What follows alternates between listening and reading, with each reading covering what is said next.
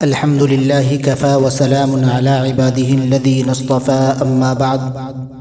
قال النبي صلى الله عليه وسلم: إذا كانت ليلة النصف من شعبان فقوموا ليلها وصوموا يومها، فإن الله تعالى ينزل فيها لغروب الشمس إلى سماء الدنيا فيقول: ألا من مستغفر فأغفر له، ألا مسترزق فأرزقه، ألا مبتلا فأعافعه، ألا كذا حتى يطلع الفجر.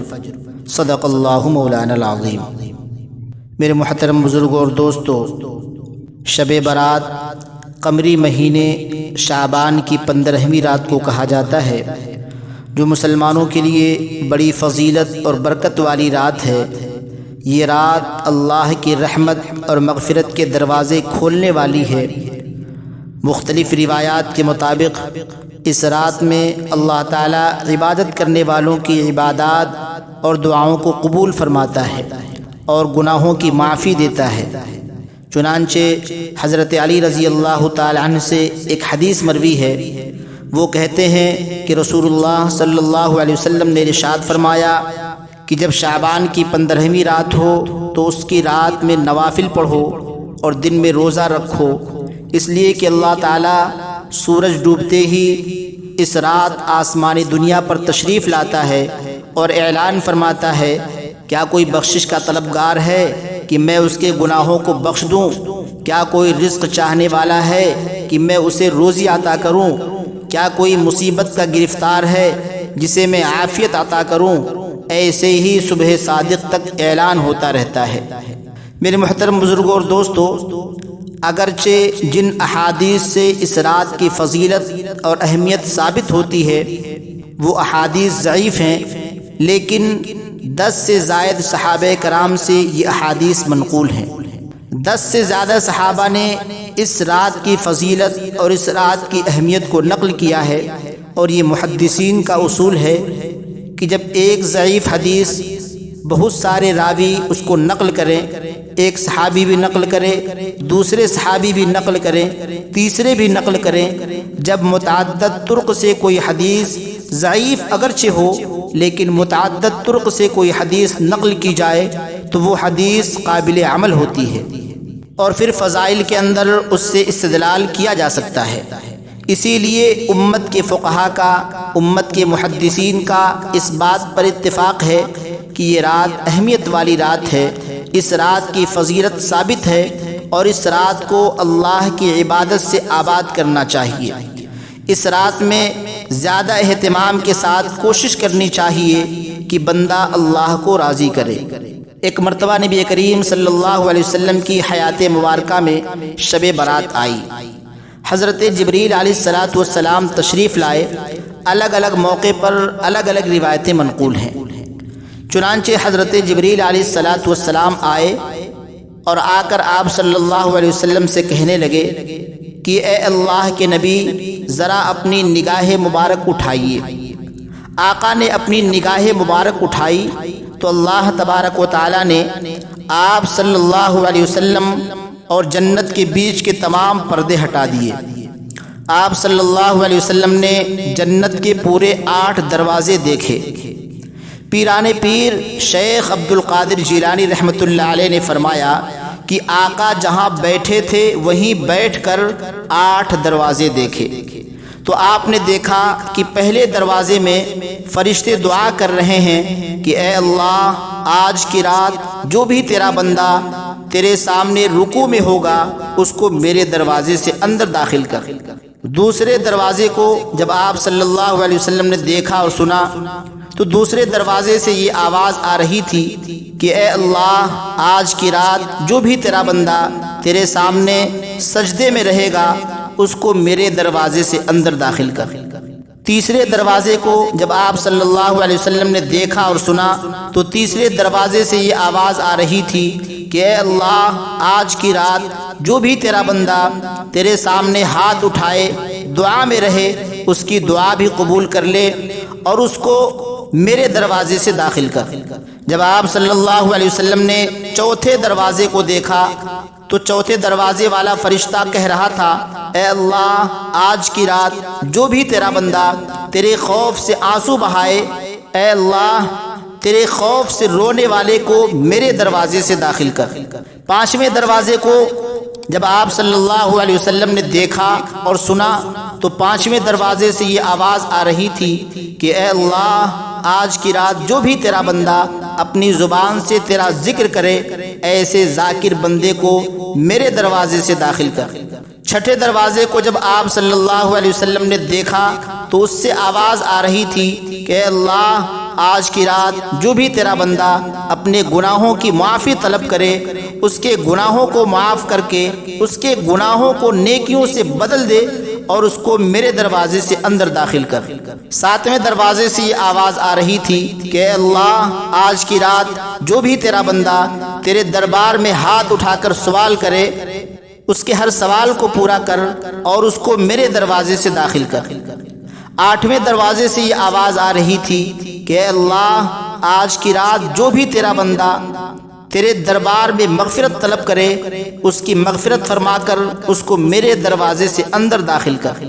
پیران پیر شیخ عبد القادر جیلانی رحمۃ اللہ علیہ فرماتے ہیں کہ میری یہ رائے ہے، میرا یہ مشورہ ہے کہ کچھ وقت نماز میں لگا دو، کچھ وقت رکوع اور سجدے میں لگا دو، کچھ وقت دعا اور ذکر و اذکار میں لگا دو، کچھ وقت اللہ سے مغفرت طلب کر لو، کچھ وقت اللہ کے سامنے رو لو، گڑ گڑا لو، توبہ اور اظہار ندامت کر لو، کچھ وقت اللہ سے اپنی ضرورتوں کو مانگ لو۔ تو انشاءاللہ اگر ان 8 کاموں پر عمل ہو جائے تو جب آپ جنت کے دروازوں پر پہنچیں گے تو آپ کو ہر دروازے سے یہ بلاوا آئے گا کہ میرے دروازے سے داخل ہو جاؤ، میرے دروازے سے داخل ہو جاؤ۔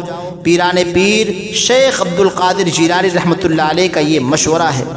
میرے دوستو، میرے بزرگوں، روایات میں ہے کہ اس رات میں اللہ تعالیٰ ساری مخلوق کی مغفرت فرما دیتا ہے، مگر 7 گنہگار ایسے ہیں جن کی بخشش اس رات میں بھی نہیں ہوگی۔ وہ 7 گنہگار کون ہیں؟ ان گناہوں کو بھی یاد رکھیے اور ان گناہوں سے اپنے آپ کو بچائیے۔ نمبر 1، مشرک، اللہ کے ساتھ شرک کرنے والا، یعنی اللہ کے کسی بندے کو، چاہے وہ پیر ہو یا پیغمبر ہو، اللہ کے کسی بندے کو اللہ کے برابر ماننے والا، جو مرادیں اللہ سے مانگنے کی ہیں وہ اللہ کے بندوں سے مانگنے والا، اس کو شریعت مشرک کہتی ہے، یعنی اللہ کے ساتھ شریک کرنے والا۔ نمبر 2، جادو کرنے والا، اگر کسی پر جادو کرا دیا جائے یا کسی پر جادو کر دیا، بخشش نہیں ہوگی۔ اگر کسی پر جادو کرا دیا یا کسی پر جادو کر دیا، بخشش نہیں ہوگی اس رات میں جب تک کہ اس سے معافی نہ مانگے اور اپنے کیے ہوئے کو واپس نہ لے۔ نمبر 3، غیب کی باتیں بتانے والا، جسے کاہن بھی کہتے ہیں۔ حدیث میں ہے، جو آدمی کسی غیب کی باتیں بتانے والے کے پاس جائے اور اس کی بات پر یقین بھی کر لے کہ جو یہ بتائے گا وہ سچ ہے، تو جانے والے کی 40 دن کی عبادت قبول نہیں ہوگی۔ اس لیے غیب کی باتیں بتانے والوں کے پاس جانا جائز نہیں۔ اسی لیے جو غیب کی باتیں بتاتا ہے اس کی بھی اس رات میں بخشش نہیں ہوگی جب تک کہ وہ اس عمل سے توبہ نہ کر لے۔ نمبر 4، آپس میں کینہ رکھنے والا، آپس میں بیر رکھنے والا، جب تک کہ کینہ کپٹ رکھے گا، آپس میں بیر رکھے گا، دشمنیاں رکھے گا، تو اس وقت تک اس کی بخشش نہیں ہوگی جب تک کہ آپس کی دشمنی ختم نہ کر لے۔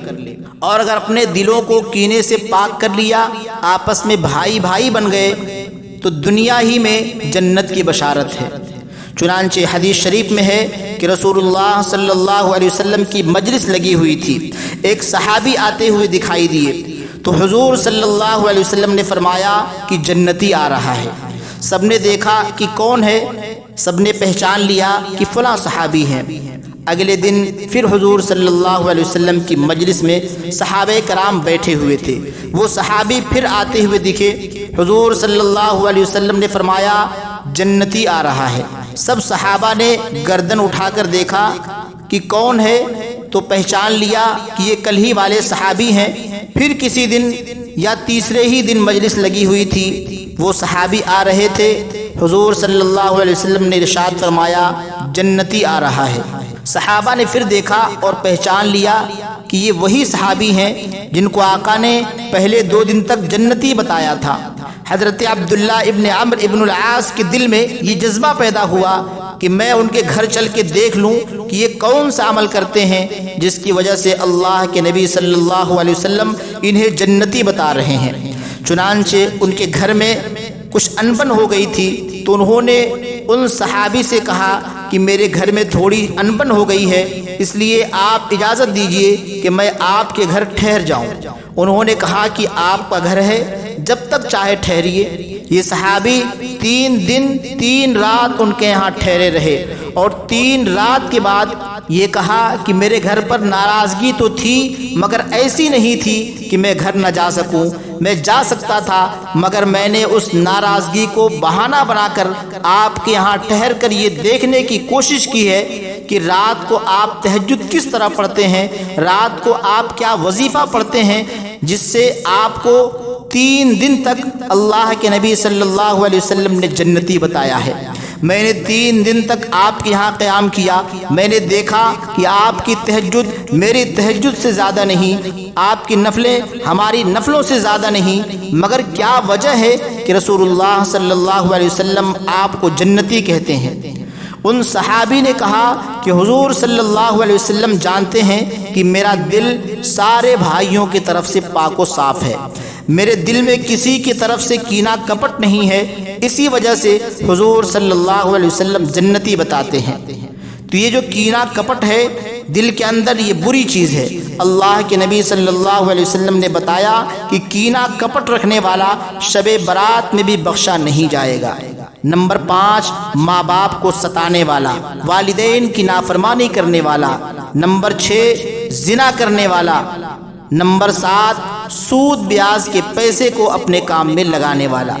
ان 7 افراد کی اس عظیم رات میں بھی مغفرت نہیں ہوتی جب تک کہ یہ اپنے جرائم سے سچی پکی توبہ نہ کر لیں۔ میرے دوستو، حضرت علی رضی اللہ تعالی عنہ سے ایک روایت میں منقول ہے کہ اس رات میں عبادت کیا کرو اور دن میں روزہ رکھا کرو۔ اس رات سورج غروب ہوتے ہی اللہ تعالیٰ اپنے بندوں کی طرف متوجہ ہوتے ہیں اور اعلان ہوتا ہے کون ہے جو گناہوں کی بخشش کروائے، کون ہے جو رزق میں وسعت طلب کرے، کون مصیبت زدہ ہے جو مصیبت سے چھٹکارا حاصل کرنا چاہتا ہو۔ ان احادیث کریمہ اور صحابہ کرام اور بزرگان دین کے عمل سے ثابت ہوتا ہے کہ اس رات میں 3 کام کرنے کے ہیں۔ نمبر 1، قبرستان جا کر مردوں کے لیے ایصال ثواب اور مغفرت کی دعا کی جائے، لیکن یاد رہے نبی کریم صلی اللہ علیہ وسلم سے ساری حیات مبارکہ میں صرف 1 مرتبہ شب برات میں جنت البقیع جانا ثابت ہے۔ اس لیے اگر کوئی شخص زندگی میں 1 مرتبہ بھی اتباع سنت کی نیت سے چلا جائے تو اجر و ثواب کا باعث ہے، لیکن پھول پتیاں، چادر، چڑھاوے اور چراغاں کا اہتمام کرنا اور ہر سال جانے کو لازم سمجھنا، اس کو شب برات کے ارکان میں داخل کرنا، یہ ٹھیک نہیں ہے۔ جو چیز نبی کریم صلی اللہ علیہ وسلم سے جس درجے میں ثابت ہے اس کو اسی درجے میں رکھنا چاہیے، اسی کا نام اتباع اور دین ہے۔ نمبر 2، اس رات میں نوافل، تلاوت، ذکر و اذکار کا اہتمام کرنا۔ اس بارے میں یہ واضح رہے کہ نفل ایک ایسی عبادت ہے جس میں تنہائی مطلوب ہے، یہ خلوت کی عبادت ہے، اس کے ذریعے انسان اللہ کا قرب حاصل کرتا ہے، لہٰذا نوافل وغیرہ تنہائی میں اپنے گھر میں ادا کر کے اس موقع کو غنیمت جانیں۔ نوافل کی جماعت اور مخصوص طریقہ اپنانا درست نہیں ہے۔ یہ فضیلت والی راتیں شور و شغب اور میلے اجتماع منعقد کرنے کی راتیں نہیں ہیں، بلکہ گوشے تنہائی میں بیٹھ کر اللہ سے تعلقات استوار کرنے کے قیمتی لمحات ہیں، ان کو ضائع ہونے سے بچائیں۔ نمبر 3، دن میں روزہ رکھنا بھی مستحب ہے۔ ایک تو اس بارے میں حضرت علی رضی اللہ تعالی عنہ کی روایت ہے، اور دوسرا یہ کہ نبی کریم صلی اللہ علیہ وسلم ہر ماہ ایام 20 یعنی 13، 14، 15 کے روزوں کا اہتمام فرماتے تھے، لہٰذا اس نیت سے روزہ رکھا جائے تو موجب اجر و ثواب ہوگا۔ باقی اس رات میں پٹاخے بجانا، آتش بازی کرنا اور حلوے کی رسم کا اہتمام کرنا، یہ سب خرافات اور اسراف میں شامل ہیں۔ شیطان ان فضولیات میں انسانوں کو مشغول کر کے اللہ کی مغفرت اور عبادت سے محروم کر دینا چاہتا ہے، اور یہی شیطان کا اصل مقصد ہے۔ تو بہرحال اس رات کی فضیلت بے اصل نہیں ہے، اور سلف صالحین نے اس رات کی فضیلت سے فائدہ اٹھایا ہے۔ لہٰذا ہمیں بھی چاہیے کہ اس رات سے فائدہ اٹھائیں اور اپنے آپ کو اس رات میں ذکر و اذکار میں مشغول رکھیں، اور ہر طرح کی بدعات و خرافات سے خود بھی بچیں اور اپنے اہل و عیال کو بھی بچائیں۔ اللہ مجھے بھی آپ کو بھی کہنے سننے سے زیادہ عمل صالح کرنے کی توفیق عطا فرمائے۔ وما علینا الا البلاغ۔